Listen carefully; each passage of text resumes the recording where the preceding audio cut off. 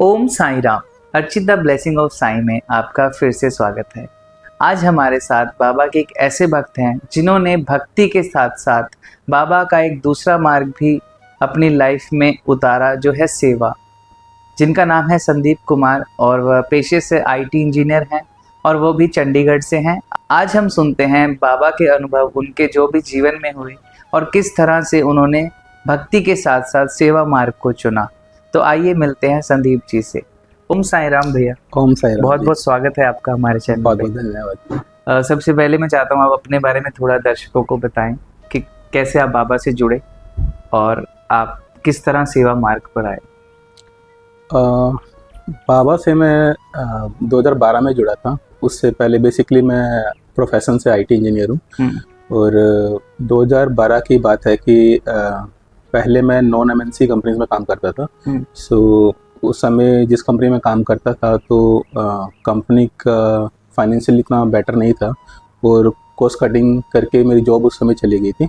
सो वो एक थोड़ा सा, क्योंकि करियर में 2-3 साल ही हुए थे तो स्टार्टिंग फेज था, सो फाइनेंशियली भी थोड़ा सा चैलेंजिंग हो जाता है। सो 1-2 महीने निकले, बट फिर उसमें ये था कि जैसे मैं घर पे ही था तो मेरे एक फ्रेंड है, उसने मुझे बताया कि बेसिकली हम जैसे अम्बाला से हूँ, तो उसने बताया कि घर के पास ही बाबा का मंदिर है, कभी टाइम मिले तो जाके आना।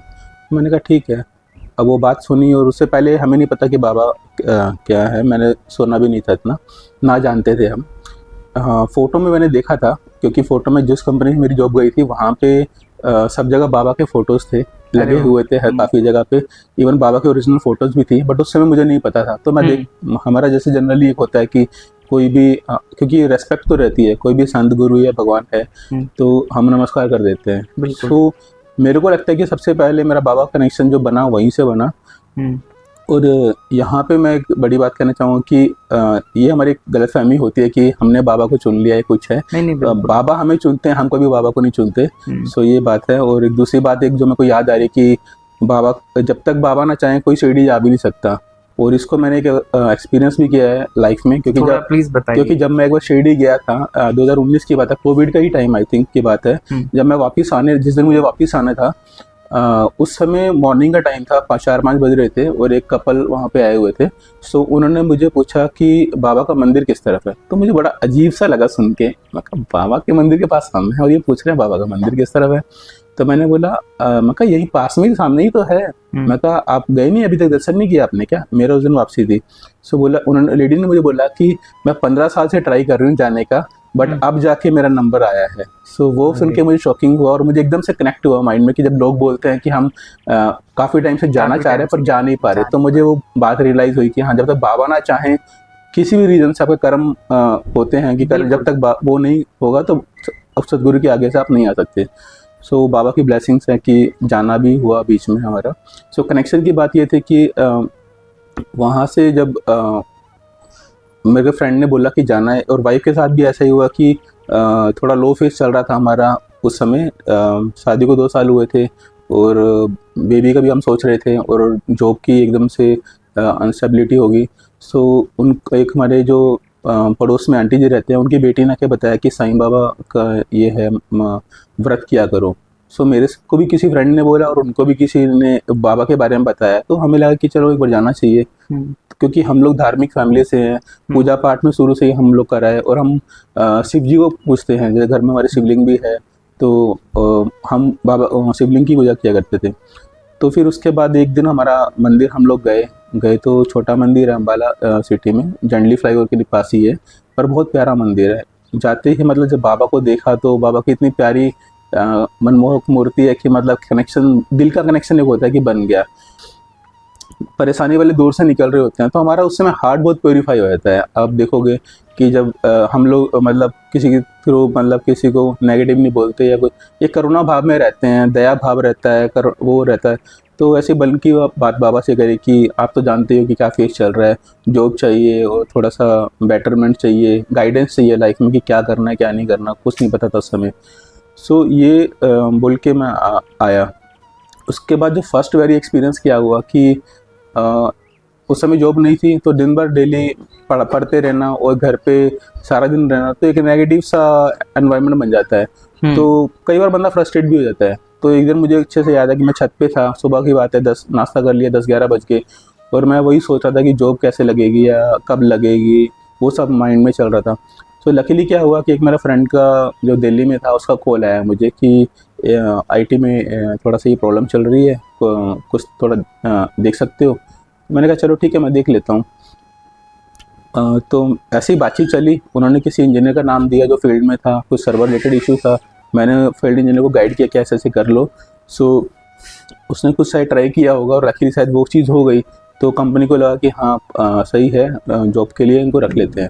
सो विद इन 2 आवर्स, मतलब ये उस समय मतलब बाबा से एक समझ लो कि लड़ रहा था मैं कि बाबा कुछ करो जॉब का है, तो विद इन 2 आवर्स मेरे को ईमेल आ गया था ज्वाइनिंग के लिए। क्या बात। तो वो मेरे लिए एक सरप्राइजिंग फैक्ट था कि मतलब ओवर द कॉल मैं कहीं गया भी नहीं, और मैंने क्या बोला क्या नहीं बोला, क्योंकि मुझे उस स्टेट में पता भी नहीं। जब हम डिप्रेस होते हैं, टेंशन में होते हैं, तो हम क्या बोल रहे हैं इतना मेरा आइडिया नहीं होता। और within 2 hours offer letter मेरे पास ईमेल में था, तो वो एक सरप्राइजिंग था मेरे लिए। तो मैंने बाबा को शुक्रिया भी किया उसके लिए। इवन मैंने उस जॉब को ज्वाइन नहीं किया, वो एक अलग बात है। और उसके बाद क्या हुआ कि फिर मैं क्योंकि वो जॉब में क्या था कि दिल्ली में जॉब थी वो, और उसमें एक बाउंडेशन ये थे कि दिल्ली से मैं बाहर नहीं जा सकता, उनको पहले इन्फॉर्म करना पड़ेगा। तो मुझे को एक बंधन सा लगा कि यार फैमिली है यहाँ पे, और मैं जाके कहीं पे बाउंड हो रहा हूँ कि मैं उनके बताऊँगा तभी जा सकता हूँ। तो मुझे जचा नहीं वो, मैंने फिर ज्वाइन नहीं किया। तो फिर वो जॉब वाला इशू था उस समय। फिर बाबा को फिर दोबारा बाबा के मंदिर में जाना हुआ गुरुवार को। तो वैसे ही मैं बाबा से डिस्कस कर रहा था कि आप मुझे थोड़ा गाइड करो कि मुझे क्या करना चाहिए, मुझे पता नहीं था कुछ भी। तो वैसे रियलाइज़ कर रहा था कि भाई मैं आईटी लाइन से हूँ, तो मैं अभी डोमेस्टिक कंपनी में काम कर रहा हूँ। एमएनसीज का कुछ नाम सुना था कि एमएनसी भी होती है, तो मुझे लगा कि एमएनसी में काम करना चाहिए। आईटी लाइन में सर्वर से हूँ तो सिस्टम एडमिन की जॉब के लिए जाना चाहिए। तो और बाबा ने उसके बस 1 महीने के अंदर अंदर ही ऐसा चमत्कार हुआ कि एक एमएनसी के अंदर मुझे ब्रेक मिला, और जो सिस्टम एडमिन का पोजीशन मैं चाह रहा था, मुझे बाबा ने वही सिस्टम एडमिन बना के वहाँ पे भेज दिया। तो ये मेरे लिए काफ़ी एक फर्स्ट एक्सपीरियंस था बाबा का, जहाँ से कनेक्शन एक बना। अब एक्सपीरियंस के बारे में कहना चाहूँगा कि मतलब चमत्कार, जैसे बाबा कहते हैं कि चमत्कार मैं इसलिए करता हूँ किसी में संस्कार डालने के लिए, क्योंकि हम लोग इंसान हैं, हम चमत्कार को ही नमस्कार करते हैं। सो चमत्कार की लीला बस वहीं तक है, बट बाबा चमत्कार करना कोई बाबा का वो प्रयोजन नहीं होता उस चीज़ में।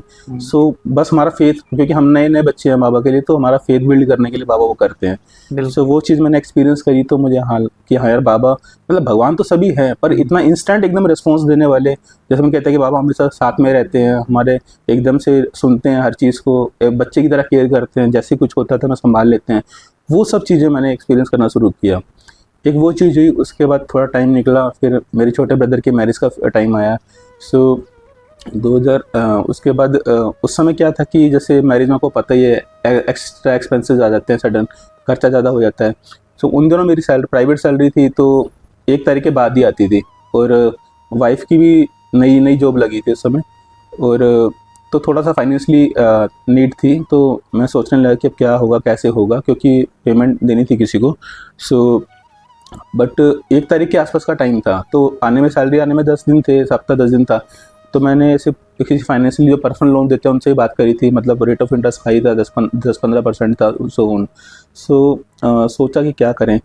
तो एक दिन हम मार्केट को निकले हुए थे शाम को, मैं और वाइफ, और मैंने बोला कि चलो एक बार ट्राई करते हैं, चेक करते हैं, कई बार होता है कि सैलरी जल्दी भी आ जाती है। ऐसे ही शायद माइंड में थॉट आया या बाबा ने थॉट डाला वो, तो हमने कहा चलो चेक करते हैं। तो मैंने अपना चेक किया, मेरे में नहीं आई थी। मैंने वाइफ को बोला कि तुम भी चेक कर लो। वाइफ कहती कि मेरी तो 7 तारीख या 10 तारीख के आसपास दिखती है, तो कोई पॉइंट बनता नहीं है। तो मैंने कहा चेक करने में क्या हर्ज है। लकीली हमने चेक किया और वाइफ की सैलरी आ गई थी। सो ये एक मतलब अनएक्सपेक्टेड चीज़ थी, और जो कि सेकंड थर्ड एक्सपीरियंस हमें हुआ, तो हाँ हमें फील हुआ कि नहीं यार बाबा हैं, उन्हें पता है कि हमारी क्या अभी कंडीशन है, क्या मजबूरी है, और उन्होंने एकदम से कर दिया, चाहे जैसे भी कर दिया उन्होंने कर दिया। तो बाबा को थैंक यू भी बोला उस चीज़ के लिए। तो संदीप भाई, जैसे कि आपने अभी बाबा के एक्सपीरियंस सुनाया, बहुत ही सुंदर, बहुत ही प्यारे, और मैं जानना चाहता हूँ कि आप जैसे शिरडी गए, अभी तक गए हो शिरडी आप? हाँ, शिरडी बाबा की कृपा रहती है तो जाना होता है। बिल्कुल, वो तो है ही, उनकी मर्जी के बिना कहते हैं ना तो हम आ सकते और ना जा सकते हैं। बाबा तो बुलाते हैं और हम जाते हैं, बिल्कुल दर्शन करके आते हैं। तो आपका पहला शिरडी का अनुभव कैसा था और कब जाना हुआ? पहला शिरडी का एक्सपीरियंस मतलब बहुत ही बढ़िया था, जैसे हर साईं भक्त के लिए होता है कि भगवान के दर्शन के लिए हम जा रहे हैं। 2012 का जैसे मैंने बताया कि बाबा ने सब सेट कर दिया, जॉब भी लग गई, अच्छा एमएनसी में ब्रेक मिल गया, लाइफ स्मूथ हो गई। उस समय फिर ये था कि थोड़ा थोड़ा बाबा के बारे में जानना शुरू किया, क्योंकि होता है जब हम जानते हैं किसी के बारे में तभी मानते हैं और तभी फिर आगे हमें उसमें पॉजिटिव चीज़ें दिखती हैं। तो फिर उसके बाद ये थोड़ा सा जब जानने लगा, फिर ये होता है कि बाबा के भजन सुनना शुरू किए या टीवी सीरियल्स वगैरह पे देखा, और मतलब उस और दौरान चीजें जानने का मन हुआ हाँ बाबा फिर को सब लेके, और है ना, सबसे थोड़ा। बड़ी जो मतलब मेरे को जो मतलब होता है ना कि आत्मा को छू लेती है, जैसे बाबा की जो बहुत ही फेमस मूवी है 1977 की शिरडी के साईं बाबा, वो मूवी मैंने देखी एक बार, तो मतलब वो आत्मा को छू गई। और मतलब इमोशनल मूवी भी है, कुछ चीज़ें काफ़ी इमोशनल है कि आंखों में आंसू आ जाते हैं कि भगवान हम इंसानों के लिए, अपने बच्चों के लिए कितना करना दिल लेके घूमते हैं, मतलब हमेशा हेल्प करते हैं, और उल्टे में हम लोग क्या करते हैं, उनको पहचानते नहीं है, उनको उल्टा उनको परेशान करते हैं। बट फिर भी सदगुरु इतने कृपालु हैं कि मतलब बच्चों को अपने, हम जैसे बच्चा कुछ भी कितना भी शैतानी करे पर उसको हम करुणा ही देते हैं, प्यार ही देते हैं। सो उस तरह के सदगुरु हैं। तो एक मन में था कि यार शिरडी भी जाके आना चाहिए, क्योंकि वहाँ तो बाबा का धाम है, बाबा साक्षात वहाँ। वैसे तो ब्रह्मांड नायक है, हर जगह ही बाबा हैं, बट फिर भी जो एक धाम की महिमा होती है वो धाम की बात लेकिन है। एक होता ना कि वहाँ पे उन्होंने हाँ, रियल टाइम अपना बाबा जो वहाँ है पे वहाँ थे, गुजारा। जैसे मूवी में बाबा थे, हैं और हमेशा रहेंगे वहाँ पे, और वहाँ की एक पॉजिटिव एनर्जी जो धाम की बात ही अलग होती है। सो मन में था कि बाबा के जाना है। तो उन दिनों हम लोग फिर जब एमएनसी में जॉब लगी तो हम लोग मोहाली में जॉब थी, तो हम लोग मोहाली आ गए थे। सो मोहाली में रहते थे, फिर धीरे धीरे हमें पता लगा कि चंडीगढ़ में बाबा का मंदिर है, किसी के थ्रू पता लगा, क्योंकि ऐसा ही होता है कि जब हम चलते हैं भक्ति मार्ग पे तो भगवान किसी न किसी के अपने आप थ्रू, जोड़ते रहते हाँ हैं। भगवान आपको कनेक्शन देते रहते हैं, किसी के थ्रू को पता लगेगा, कोई मैसेज के थ्रू या किसी फ्रेंड के थ्रू, तो पता लगा कि चंडीगढ़ में बाबा का मंदिर है। तो हम लोगों ने प्लान किया और एक बार हम चंडीगढ़ साईं मंदिर 29 में, बहुत प्यारा मंदिर है बाबा का, जो अभी तक नहीं गया, नियर बाई रहता तो मैं तो प्रार्थना करूँ कि जाके आए। बहुत ही प्यारा मंदिर है, आप दिल को छू लेता है, आत्मा को बहुत सुकून मिलता है। और खासकर गुरु जो फर्स्ट टाइम जा रहे हैं तो गुरुवार को जरूर एक बार अटेंड करें, क्योंकि बाबा की पालकी भी निकालते हैं, तो बिल्कुल पूरा शिरडी वाला ही एक्सपीरियंस आपको वहाँ पे हो जाएगा। सो सबको जाना चाहिए। तो हमने एक बार जाना शुरू किया, बहुत बाबा से कनेक्शन बन गया। फिर हम फ्रीक्वेंटली हर गुरुवार कोशिश करते जाने का, और बीच में हमने बाबा के व्रत भी किए जैसे। और बाबा का जो फेवरेट काम था गरीबों को भोजन कराना, जैसे बाबा ने कहा भी है कि अन्नदान महादान। और बाकी ग्रंथों में भी हमने पढ़ा है कि कलयुग के हिसाब में जो है दान का बहुत महत्व है, और उसमें दानों में सर्वश्रेष्ठ जो है अन्नदान है। अन्नदान, तो कोई भी जीव हो भूख उसको लगती है, और अन्न बहुत ही बेसिक है सर्वाइवल के लिए, तो वो चाहिए। सो हम बीच में हमने वो भी किया। तो बाबा फिर हम जब जाने मंदिर गए तो मन में था कि बाबा हमें शिरडी आना है, पर डर भी था कहीं पे, क्योंकि हम नॉर्थ में रहते हैं और साउथ में कभी जाना हुआ नहीं, कोई कनेक्शन नहीं है, इतनी दूर जाना, तो डर भी था कि कैसे जाएंगे, क्या होगा। बट ये कि बाबा के ऊपर छोड़ दे कि बाबा आना है तो आप ही किसी के थ्रू या किसी के साथ बुला लेना। सो मेरे को याद है कि जून या जुलाई की बात है, जैसे मानसून थोड़ा आ गया था, हम लोग मंदिर गए हुए थे और हल्की बारिश हो रही थी। तो जब दर्शन करके हम आने लगे तो मैंने बैनर देखा वहाँ पे कि शिरडी के लिए यात्रा जा रही है मंदिर की तरफ से। तो एकदम से मतलब बहुत ही खुश हो गए, और मैंने एकदम से जाके पूछा कि ये मैंने बैनर लगाया तो जाना है क्या है इसका। तो उन्होंने बताया कि 5 दिन की यात्रा है, जाना आना रहना खाना सब मंदिर का तरफ से है, आपको बस पर पर्सन इतना अमाउंट देना है।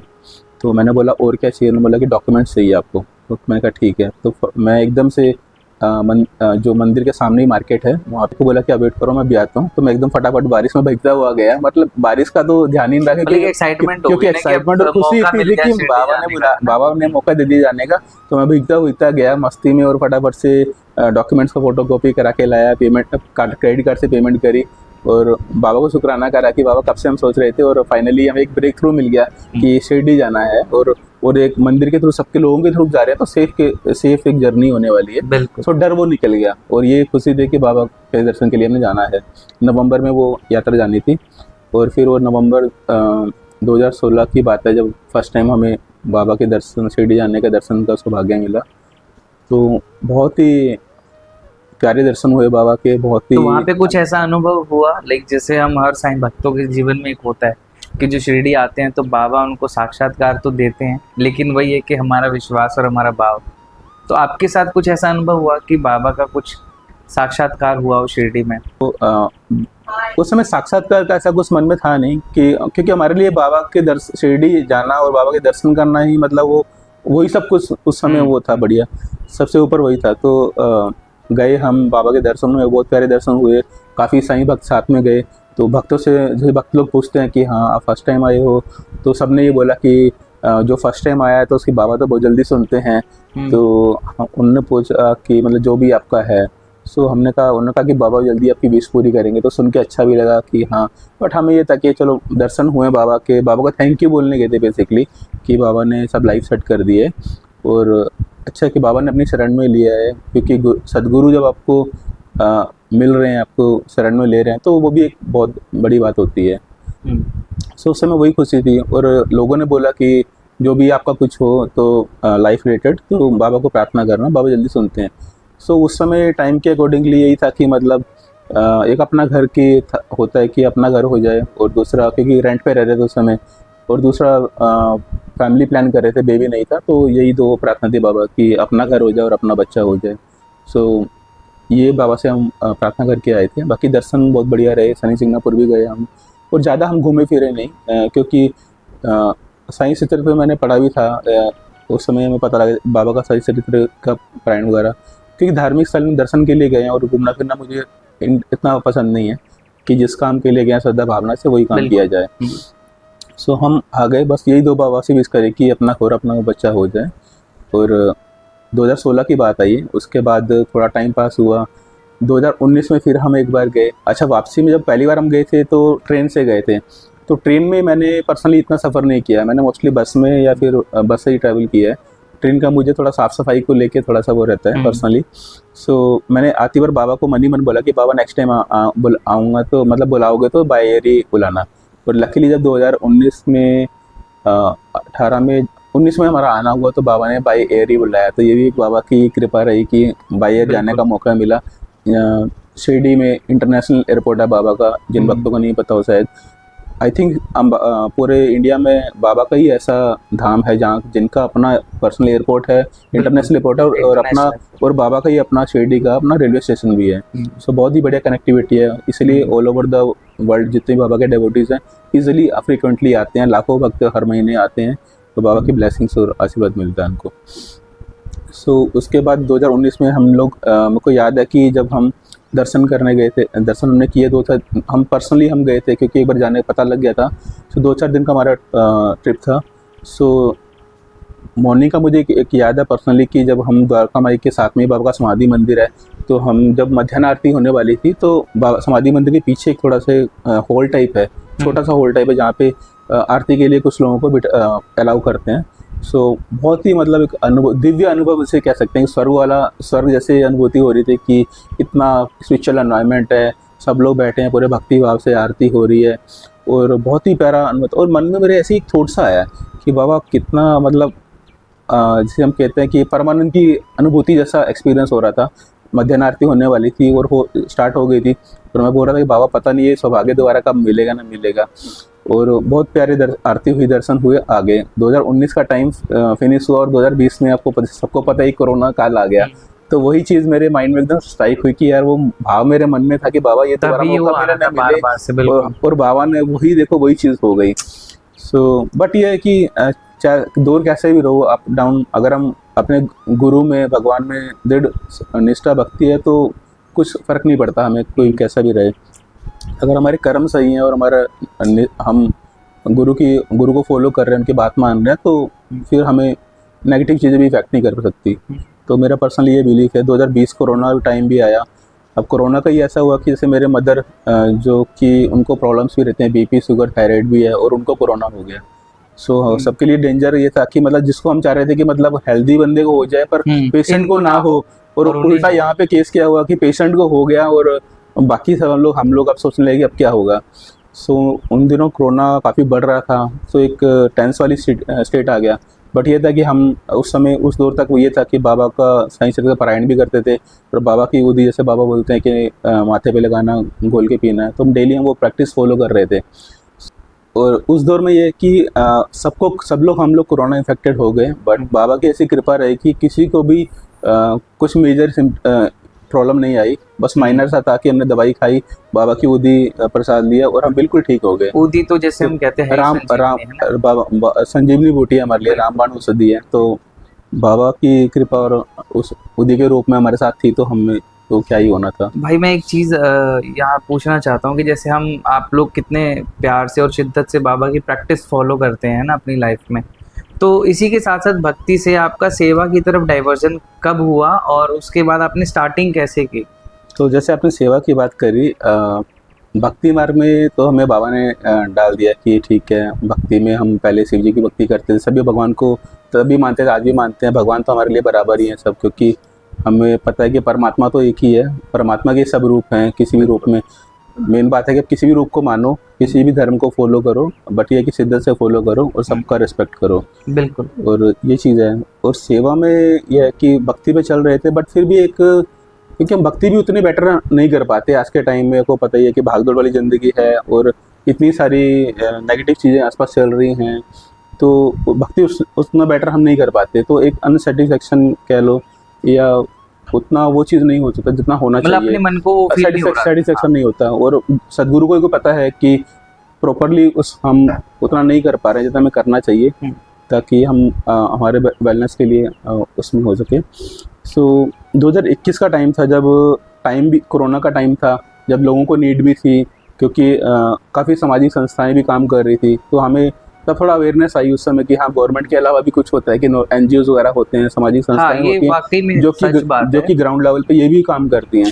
तो वो थोड़ा अवेयरनेस है कि हम लोग भी मतलब फ्री टाइम में थोड़ा इनके साथ जुड़ के अपना थोड़ा सेवा कर सकते हैं, हेल्प कर सकते हैं। उस टाइम पे ये सारी चीजें ही ज्यादा निकल के आई थी सब हेल्प के लिए, राइट। इंस्टेड ऑफ गवर्नमेंट तो चलो ठीक है कर ही रही थी अपने उस पे कुछ ना कुछ, बट हाँ ये कि जो आपके एनजीओज या जो पर्सनल लेवल पे भी जो लोग हेल्पफुल हो रहे थे एक दूसरे, वाकई में उस टाइम पे बहुत अवेयरनेस, लोगों को अवेयरनेस भी आई इस चीज़ की, और जिनको करना था उनको प्लेटफॉर्म भी मिल गया। जैसे मेरे जैसे बंदे थे, जैसे हम लोग को क्या है कि शुरू से ही रहा है कि हेल्प करने का नेचर रहा है, कि किसी ज़रूरतमंद की गरीब की हेल्प कर दी जाए, शुरू से रहा है। तो उस समय हमें जब पता लगा कि एनजीओज होते हैं, संस्थाएं हैं हेल्प कर रही है और हम जुड़ सकते हैं, सो उस समय ये अच्छा बाबा ने प्लेटफॉर्म दिया और बाबा ने ही सेवा मार्ग पे डाल दिया। उस समय पता लगा कि सेवा में हम इस तरह से जुड़ सकते हैं। सो उन दिनों लकीली कहीं से रॉबिनहुड आर्मी के बारे में हमें पता लगा कि एक यूथ एनजीओ है जो कि 0 फंड पे काम करता है। सो वो बेसिकली डोनर से जो नीडी है उसको डायरेक्टली, एक प्लेटफॉर्म है कि जो जिसको ज़रूरत है वहाँ पे रिक्वेस्ट आती है और हम उसको कर देते हैं। जैसे कि बेसिकली बेसिक नीड है, फूड की है, मेडिसिन की है, एजुकेशन की है, या और कोई इमरजेंसी नीड है।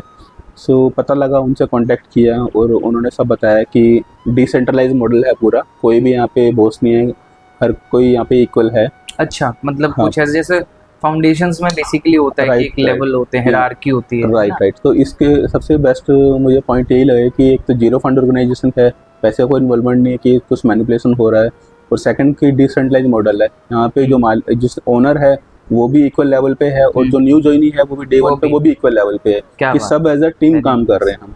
सो ये मुझे अच्छा लगा। और इनकी जो सर्विसेज चलती थी PGI चंडीगढ़ में, फूड ड्राइव्स इनका मेन जो रहता है, फूड ड्राइव का फोकस रहता है। और इनका बेसिकली कॉन्सेप्ट ये होता है कि जो सरप्लस फूड बचता है, हमारे जो होटल्स चेन है या रेस्टोरेंट चेन है या कोई पार्टीज हो रही हैं, जो सरप्लस फूड बच जाता है, वेस्ट करते हैं, उस सरप्लस फूड को कलेक्ट करके हम स्लम एरियाज़ में या नीडी एरियाज़ में हम डिस्ट्रीब्यूट करते हैं।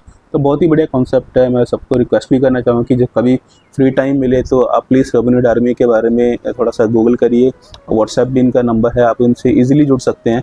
और फ्री टाइम जब भी आपको मिलता है, कोई टाइम का बाउंडेशन नहीं है इसमें, कोई रिस्ट्रिक्शन नहीं है, आप फ्री टाइम भी आप उसमें सर्विस कर सकते हैं। सो उनसे कांटेक्ट किया, उन्होंने कहा कि हाँ आ जाइए, आप संडे हमारी ड्राइव्स होती हैं, आप कभी भी इसमें जुड़ सकते हैं। उस तरीके से मैंने स्टार्ट किया। फिर धीरे धीरे वाइफ का भी इंटरेस्ट है हेल्प करने में, सेवा में, तो वाइफ ने भी शुरू किया। तो जैसे मैंने बताया कि 2020 में हमें बाबा की कृपा से अपना घर मिल गया, तो हम जीरकपुर शिफ्ट हो गए, अपने घर में आ गए। उसके बाद बाबा ने सेवा में हमें थोड़ा सा ब्रेक दिया, प्लेटफॉर्म दिया रॉबिनहुड आर्मी के थ्रू। तो हमने 1 साल बहुत अच्छे से सेवा भी करी, बहुत मन लगा के, बहुत अच्छा भी लगा कि मतलब दिल को जो अंदर से शांति सुकून बहुत मिलता है। और ब्लेसिंग्स आपको नेचुरली मिलती है। नहीं, बिल्कुल तो लगा उस समय रियलाइज हुआ कि सेवा भक्ति तो है ही है, पर भक्ति के साथ सेवा भी जरूरी है। जरूरी। जो एक इनकम्प्लीटनेस हो रही थी, मतलब जो सेटिस्फेक्शन कमी होती है, वो सेवा ने पूरी कर देगी, मतलब फुल सेटिस्फाई हो जाते हैं। हम थक हार के आते हैं, 2-4 लोगों की मदद करके आते हैं, उनके ब्लेसिंग्स लेते हैं, उनके मुंह पे स्माइल रहती है। सो वो एक अलग ही परमानंद वाली स्टेट होता है बिल्कुल, ये वाकई सच है कि अपने, और भगवान कहते हैं कि मतलब से कि भगवान के सब बच्चे हैं, अगर किसी फॉर्म में आप उसको हेल्प कर रहे हो तो भगवान ऑटोमेटिकली खुश होते हैं कि हाँ बच्चे की हेल्प हुई है। सो सेवा वाला फेज वहाँ पे आया, उस तरीके से हमें जुड़े और फिर अच्छा लगा। तो फिर अब बाबा की कृपा है कि बाबा ने सेवा से जोड़ा हुआ है, तो मेरी कोशिश यही रहती है कि जितना हो सकता है उतना करूं। सो जॉब के साथ साथ सेवा भी जितना हो सकता है बाबा की कृपा से करते हैं। बहुत। तो संदीप भाई, जैसे भक्ति के साथ सेवा आप जो कर रहे हैं, बाबा का दिखाया प्रॉपर जो मार्ग है आप फॉलो कर रहे हैं जिस तरह से, इसके साथ जैसे कि बहुत से लोगों ने कुछ गलत धारणाएं बनाई हुई है साईं बाबा को लेके, तो इस पे आपका क्या विचार रहेगा?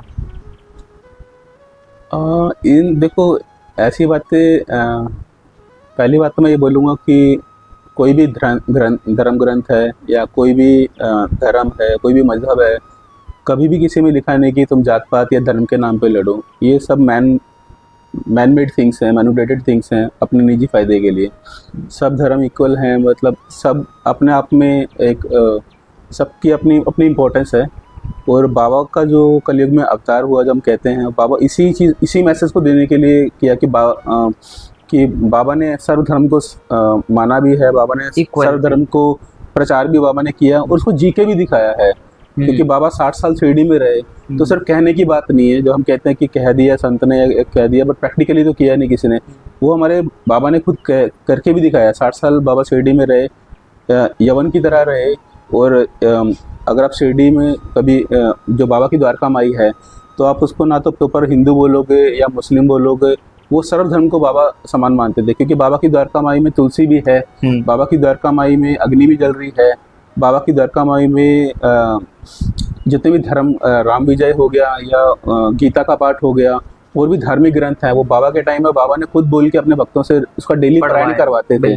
तो बाबा कभी भी किसी धर्म के खिलाफ थे ही नहीं। बाबा ने तो बल्कि खुद ये उसको प्रैक्टिस में लेके आया कि सर्वधर्म समान है, सबका मालिक एक बाबा ने बोला है कि परमात्मा तो एक ही है, वो किसी भी रूप में तुम उसकी पूजा करो, बट फुल रेस्पेक्ट से करो, और किसी को भी मतलब नेगेटिव ना बोलो। तो जो लोग बोलते हैं, पहली मैं तो यही बोलूँ कि वो लोग बहुत ही अभागे हैं, और कि जो सदगुरु भगवान को या सदगुरु जो उनकी टीचिंग्स हैं, जो ग्रंथों में हमारे बोला गया है कि धार्मिक के सब धर्म समान है और सबको रेस्पेक्ट करो, किसी को भी तुम मानो, पर शिद्दत से मानो, तो परमात्मा का तो ये सब एक ही है, पर किसी को रिस्पेक्ट मत करो। तो मैं उनके लिए वही बोलूँ कि किसी के लिए किसी धर्म को गलत बोलने के बजाय या किसी संत सदगुरु के बारे में गलत बोलने के पाप के भागी ना बने। पहले खुद समझें, पर्सनली खुद समझें, जाने, उसके बाद ही कुछ कमेंट करें। Well said. सो भाई, इसी साक्षात्कार को लेके एक एक्सपीरियंस और रिसेंट मुझे याद आ रहा है कि जब लास्ट टाइम मेरा शिरडी जाना हुआ, सो अप्रैल का टाइम था, और हमने देखा कि मंथली जो बाबा की पालकी परिक्रमा की जाती है, तो मेरा भी मन हुआ कि मुझे भी परिक्रमा में मतलब जाना चाहिए, बाबा का एक वो ब्लेसिंग्स लेनी चाहिए। सो मैं जब एक्चुअली मॉर्निंग में जब परिक्रमा स्टार्ट होती है, तो मैं शिरडी पहुंचा था लेट नाइट। जो बाबा की रथ यात्रा होती है, हाँ जी, रथ यात्रा जो मंथली स्टार्ट होती है। सो एक्चुअली मैं लेट नाइट पहुंचा था और थक भी काफ़ी गया था, तो अर्ली मॉर्निंग उतना जल्दी नहीं उठ पाया मैं।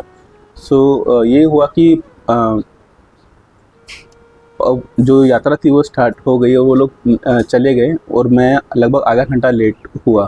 सो मैं 8:30 में था जल्दबाजी में कि यार मुझे तो जाना है। तो मैंने उनसे पूछा कि पालकी जो स्टार्ट होती है वो कहाँ पे है, तो उन्होंने बोला कि वो तो चली गई। तो मैं जल्दबाजी में था और मेरे को दुख भी हो रहा था, और मुझे ये था कि मुझे जाना है। तो इतने में क्या हुआ कि एक जैसे संत रूप में जैसे बाबा आते हैं, कोई बाबा आए, उन्होंने भिक्षा पात्र किया। तो मेरा ये है कि मतलब कोई भी हो, मैं कभी खाली नहीं लौटाता था, चाहे 10 रुपये है कुछ भी है, मैं देता जरूर हूँ दान। तो मैंने उनको दान दिया। तो अभी मैं 10-15 कदम आगे ही गया था, और एकदम से मेरे माइंड में स्ट्राइक किया कि यार कुछ तो अजीब था कि वो बाबा में, मतलब बाबा एकदम साईं बाबा जैसे वेशभूषा लग रही थी। और सबसे यूनिक ये था कि जो उनका भिक्षा पात्र था, ब्लैक कलर का, मुझे बिल्कुल याद है, ब्लैक कलर का था और बिल्कुल ब्रांड न्यू था। तो मैंने कहा यार ब्रांड न्यू भिक्षा पात्र एकदम से, और वो भी अभी जब मैं बाबा का बिल्कुल एकदम ध्यान में चल रहा हूँ और मेरे अंदर से वो चल रहा है कि यार मैंने मिस क्यों किया, मैं लेट क्यों हुआ, तो ये कुछ तो है। और मैं जैसे 10-15 मिनट कदम मैं वापस आया और मैंने नियर बाई देखा तो वो मुझे वहाँ पे नहीं दिखाई दिए। सो ये एक साक्षात्कार जो मेरे को अनुभव हुआ कि हाँ बाबा ने दर्शन दिए, कि बाबा किसी भी रूप में आते हैं। सो मेरा पर्सनली बिलीफ ये है कि साक्षात्कार सबको देते हैं बाबा, जिसके मन में इच्छा है बाबा वो पूरी करते हैं। बट हमारे ऊपर है कि हम उसको पहचान पाते भी है कि नहीं पाते, क्योंकि हम बाबा को किसी और फॉर्म में ढूंढ रहे होते हैं और बाबा किसी भी रूप में आ जाते हैं। और उस मोमेंट पे तो बिल्कुल समझ नहीं आता हाँ कि बिल्कुल, हमारे साथ हुआ क्योंकि क्या। अनएक्सपेक्टेड है, बाबा किसी भी रूप फॉर्म में आ सकते हैं, क्योंकि बाबा कहते हैं कि मैं हर जीव के अंदर हूँ। वो तो Exactly. बाबा तो परमात्मा वाली स्टेज पे हैं। अब कई लोग क्या कंट्रोवर्सी भी करते हैं परमात्मा को लेके, परमात्मा तो एक ही है तो फिर तुम्हारे सदगुरु परमात्मा कैसे होगे। तो इस चीज़ में मैं बोलना चाहूँगा कि जैसे हम सत्संग वगैरह सुनते हैं, गुरबाणी सुनते हैं, तो ग्रंथों में भी एक बात आती है कि जब हम भक्ति की स्टेज पे जाते हैं और काफ़ी हाईएस्ट स्टेज पे पहुँच जाते हैं, तो एक जैसे जैसे कि नदी समुद्र में जब मिल जाती है तो समुद्री कहलाती है।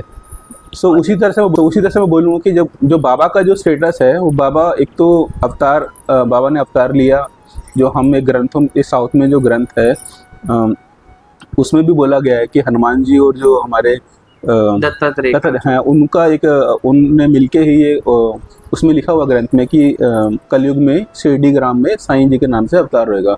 तो बाबा उसी फॉर्म में आए, तो बाबा ऑलरेडी उस फॉर्म उन्होंने अवतार लिया, वहाँ से क्लियर हो गया। और दूसरा बाबा ने जब सागर में ही जब नदी सागर में मिल गई तो परमात्मा वाली स्टेज पे ही बाबा हैं। तो बाबा ने वो इसीलिए हम बोलते भी हैं कि ब्रह्मांड नायक है, तो बाबा ने बोला कि हर जीव के अंदर मैं हूँ। तो ये बातें सब हमसे क्लियर हो जाती हैं। और देखो बहस तर्क वितर्क और जो है उन चीज़ों का कोई अंत नहीं है, जितना मर्जी करे जाओ। सो उनको मैं उन लोगों के लिए यही बोलूँ कि समझदार को सारा काफ़ी होता है, बाकी जिनको टाइम वेस्ट करना है अपना, सो वो उनके ऊपर है। और पर्सनली मैं अपनी लाइफ से बोलूँगा कि बाबा ने बहुत कुछ दिया है, उम्मीद से ज़्यादा दिया है, औकात से ज़्यादा दिया है। फर्श से अर्श तक पहुँचाना, रंग को राजा बनाना, वो डायरेक्ट वो एग्जैक्टली मेरी लाइफ में हुआ, एग्जैक्टली मेरी लाइफ में मैंने एक्सपीरियंस किया है। एक टाइम था कि बिल्कुल जीरो पे थे, मतलब कुछ भी नहीं था, कि फैमिली सपोर्ट नहीं था, फ्रेंड सपोर्ट नहीं, राइट, फ्रेंड सपोर्ट नहीं था, जॉब भी नहीं थी। तो कैसे मैनेज किया, मतलब उस समय 100-200 रुपये भी मतलब थोड़ा मायने रखते थे। और आज ऐसी सिचुएशन है कि मतलब 1,00,000-2 लाख भी मतलब मेरे लिए कुछ नॉर्मल चीज़ है। तो बाबा ने एक MNCs में ब्रेक दिया। इवन मेरी ग्रेजुएशन, मैंने सिर्फ जो ग्रेजुएशन की है उसके बाद जो मैंने IT में पढ़ाई करी है, मास्टर डिग्री, वो डिस्टेंस से हुई है मेरी। बावजूद उसके मैंने एक छोटे अम्बाला शहर से आके बड़े बड़े सिटीज़ में, मेट्रो सिटीज़ में, MNCs में काम किया। 10 साल हो गए मुझे MNCs से काम करते हुए, US, UK, न्यूजीलैंड, ऑस्ट्रेलिया, सब फ्रेंड्स से काम किया है।